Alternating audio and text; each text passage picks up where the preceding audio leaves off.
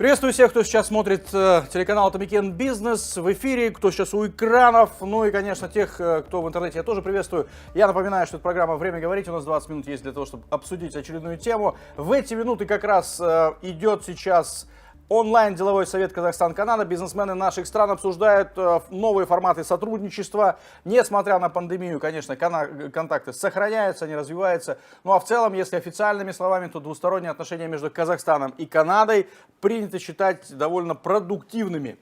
Так вот, сегодня мы поговорим, какие будут новые проекты, наверняка, новые направления. Я пригласил в эфир представителей национальной компании «Казахинвест». Итак, Жандос Тимиргали, советник председателя по стратегическим инвестиционным проектам здесь. Диляра Тектигулова, руководитель горно-металлургических проектов. Алия Салим Жуарова, руководитель проектов возобновляемой энергетики. Здравствуйте, добро пожаловать.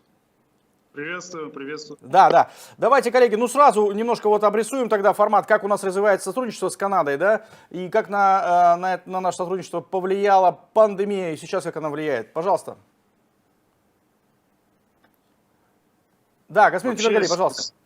Да, сегодня Казахстан является крупнейшим торговым и инвестиционным партнером Канады в Центральной Азии. Вообще за последние 15 лет прямые иностранные инвестиции из Канады в Казахстан превысили 5 миллиардов долларов США.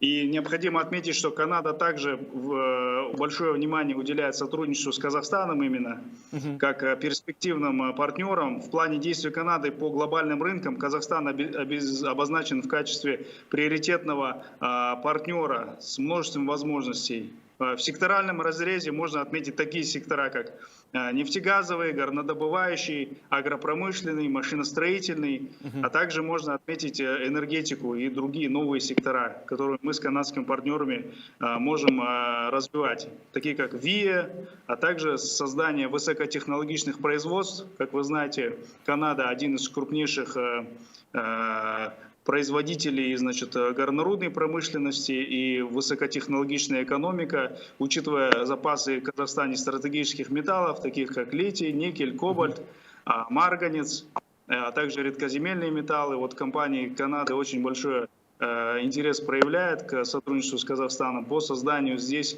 базы для производства, создания такой смарт-экономики.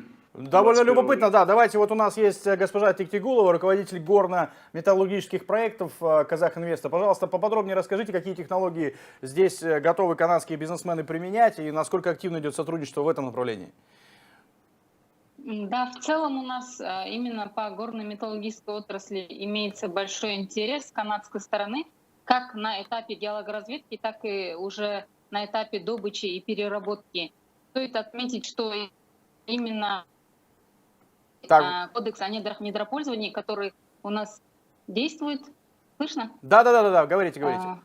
Открывает большие возможности в части геологоразведки, в том числе именно для юниорских предприятий, которые, как мировая практика показывает, более 60% новых месторождений открываются как раз такими юниорскими предприятиями. Сколько вы думаете у нас будет, можно я извиняюсь, перебью, сколько у нас будет юниорских компаний из Канады с учетом вот этих новых поправок нового кодекса? В ближайшее время можно такие данные привести какие-нибудь?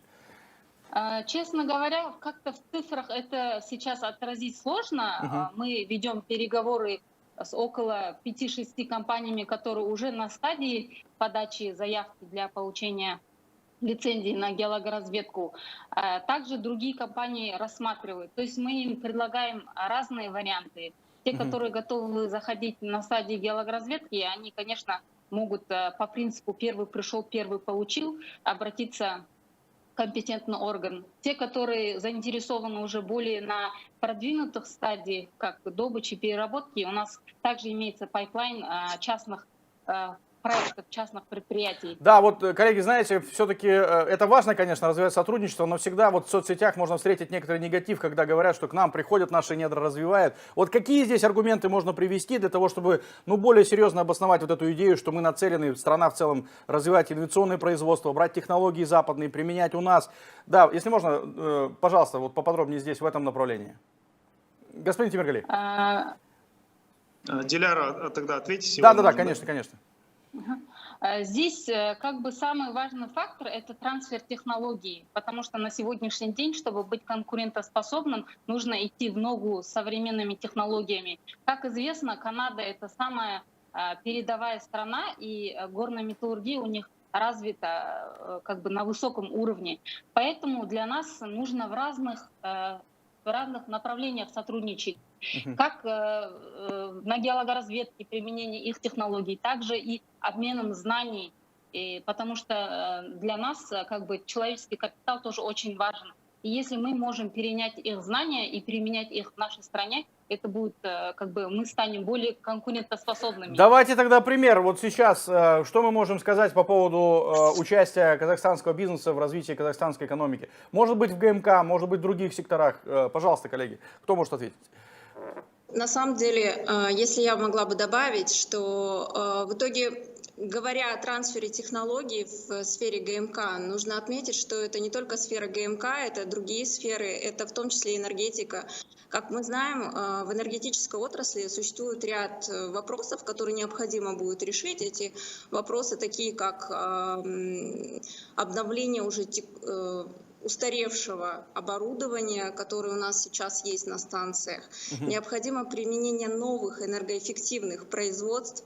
Это внедрение балансирующего рынка в Казахстане также, да? Это развитие гидроэлектроэнергетики, это участие компаний Канады в развитии сектора возобновляемых источников энергии, который активно развивается. Надо отметить, что уже сегодня ВИЭ занимает 3% в общей генерации электроэнергии. Давайте, да, сейчас вторую, вот у нас есть небольшая графика, давайте покажем сейчас.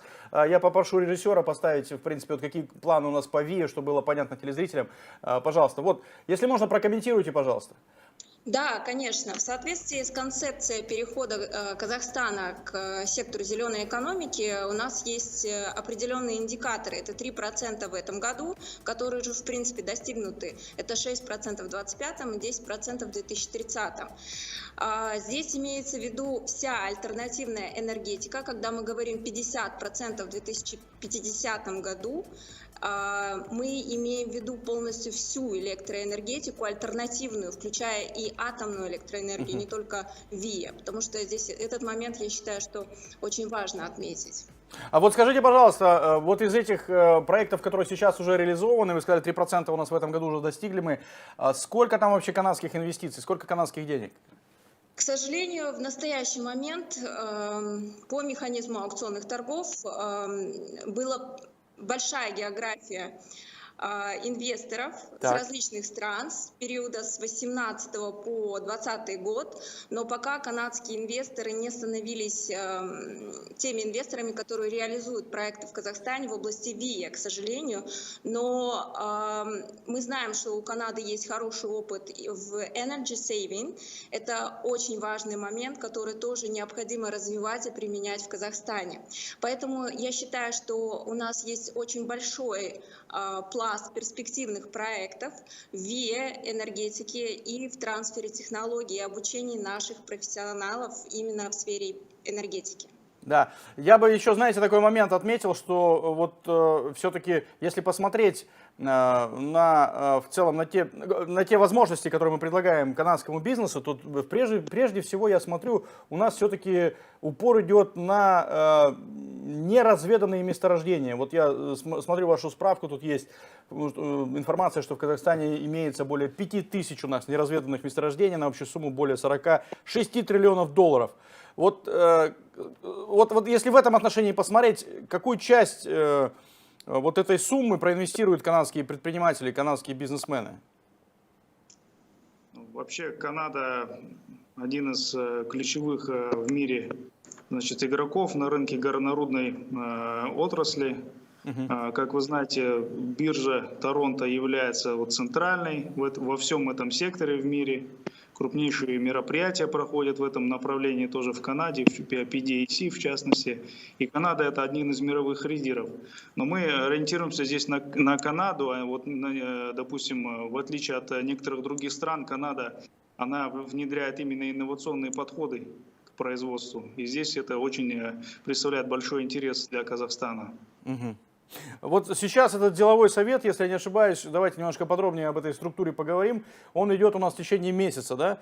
Какие в целом у нас сейчас вопросы обсуждаются там? И самое главное, какой будет результат вот этого большого заседания? Вот в целом хотел бы отметить, деловой совет Казахстан-Канада, это сопредседателями его являются с казахстанской стороны Казатомпром и Камэко канадский, с канадской стороны, которые успешно сотрудничают в отрасли урановой. И, значит, они являются председателями, он проходит раз в 2 года в Казахстане и Канаде. В 2018 году был в Канаде, в этом году в связи с пандемией он перенесен онлайн-формат, формально в Казахстане. Но сегодня это мероприятие служит ключевым инструментом развития деловых отношений между нашими странами. Несмотря на онлайн-формат в этом году, нам даже удалось расширить повестку и значительно повысить представительский уровень участников. Все это свидетельствует о том, что между Казахстаном и Канадой отношения переживают период стремительного роста. В этом году у нас несколько сессий рабочих групп, это панельные сессии по отраслям, таким как вот, значит, горнорудная промышленность, энергетика, сельское хозяйство, инфраструктура, образование и многие другие. И, значит, есть 26 ноября будет финальная вот сессия. нам показывают, да, это прошлый год, по-моему, нам показывают, да, еще прошлый посол, я его вижу. То есть, а вот это тоже было большое мероприятие, если не ошибаюсь, в прошлом году. Какой результат у него был, у этого мероприятия? Значит, это вы видите кадры 2018 года. 2016 раннего года. Значит, были подписаны конкретные соглашения в рамках данных мероприятий. И вот если брать вот это мероприятие онлайн, даже благодаря онлайн-формату в этом году удалось привлечь участников очень высокого уровня, потому что не было необходимости вот собираться в конкретном месте. И у нас вот на панельной пленарной, основной сессии выступает несколько министров, и на панельных сессиях уровень вице-министров и президентов крупнейших компаний. То есть мы надеемся, что вот это мероприятие 2020 года, Казахстанско-Канадский совет, будет успешным. Еще можно вопрос. Обычно вот вы напрямую же работаете с канадскими бизнесменами. Чем они интересуются? Что они спрашивают у вас? Что они ожидают от того, от своего прихода в Казахстан вообще? Какие требования у них? Вообще у нас основные 3 направления, которыми мы работаем, это машиностроение, горнорудная промышленность и сельское хозяйство, агропромышленный комплекс. И в каждой отрасли есть свои особенности, но в целом канадцев волнует защита инвестиций, их волнует защита интеллектуальной собственности, а также хотел бы отметить, у Казахстана и Канады очень похожие, допустим, климатические условия есть и структура экономики, так что у нас много общего. И в отличие от очень многих стран, я считаю, что с Канадой у нас неоправданно низкий вот уровень сотрудничества, наверное, вызванный тем, что эта страна находится далеко, но тем далековато, не менее... согласен. Еще и пандемия. Пандемия сильно повлияла на наши контакты? Повлияло так же, как и с остальными странами. Вы видите, онлайн-формат проводим на том же уровне, как и в прошлом году. Хорошо. Да, госпожа Текелюлова, пожалуйста, если можно, вот в отношении проектов, какой-нибудь конкретный проект из прошлого года, например, расскажите, как вообще канадский бизнес здесь закрепляется, так скажем, как приходит, какие требования предъявляют предприниматели? В целом для канадских инвесторов очень важно понять процесс получения лицензий на разведку, на добычу. Поэтому я считаю проведение таких мероприятий очень важным, потому что оно активизирует интерес со стороны канадского бизнеса. Мы на таких мероприятиях обсуждаем разные вопросы именно в части законодательной базы, также о мерах господдержки. Канадские инвесторы хотят знать процедуру, как получить лицензии, хотят понять, какие преференции от государства они могут получить, какие налоговые льготы, какие условия. Насколько сильно, я прошу прощения просто, насколько сильно, у нас время подходит к концу, насколько сильно условия работы, так скажем, в их родной стране отличаются от условий работы в нашей, и насколько сейчас наше законодательство соответствует международным стандартам? Вот такой глобальный вопрос, давайте, коллеги, попробуем ответить. Мы, Казахстан, являемся первой постсоветской страной, которая внедрила горный кодекс кодекс о недрах недропользования, который соответствует международным стандартам, а именно лучшей мировой практике западно-австралийской модели. Поэтому наше законодательство, условия, инвестиционный климат являются очень привлекательными понятны и привлекательны для канадского бизнеса. Да, если можно, да. В любом случае, отрасль ВИА в феврале текущего года была внесена в перечень приоритетных отраслей экономики Казахстана, поэтому сегодня инвесторы могут получать все виды преференций, включая налоговые льготы для реализации проектов в области ВИА. То есть мы движемся достаточно уверенно, мы меняем законодательство в соответствии с международными нормами, и мы очень надеемся, что в дальнейшем мы будем сотрудничать с канадскими компаниями более тесно и развивать наше двустороннее сотрудничество. Да, господин Тимиргали, пожалуйста, подытожим. Да, я в целом хотел бы сказать, что Казахстан и Канада имеют огромный потенциал сотрудничества двустороннего по многим отраслям. И сегодня тот успех, который сейчас мы наблюдаем в ходе текущего Казахстанско-канадского делового совета, он доказывает о том, что этот интерес является, во-первых, высоким, во-вторых, он является взаимным. И мы очень надеемся, отрасли были озвучены, что канадские компании, с которыми мы напрямую ведем переговоры, станут ближе к Казахстану и откроют здесь инновационные производства. Спасибо большое. Я напомню в конце, что сейчас идет Казахстанско-канадский деловой совет. Он в течение месяца будет идти. Ряд заседаний рабочих групп. Это... во-первых, сельское хозяйство, горно-металлургический комплекс, энергетика, аэрокосмос, транспорт, строительство, инфраструктура. И ключевым и завершающим мероприятием этого совета станет пленарное заседание с участием членов правительства Казахстана и Канады. Конечно, мы надеемся, что у нас более тесными будут наши связи и появится много новых совместных проектов. Спасибо большое. Я вам говорю, представители Казахинвест, национальной компании, что приняли участие в эфире. Удачной вам работы. Ну а телезрителям напомню, что это была программа «Время говорить». Мы каждый день, будний день в эфире, так что смотрите нас по телеканалу и в интернете, а также на сайте inbusiness.kz можно посмотреть архив. До свидания.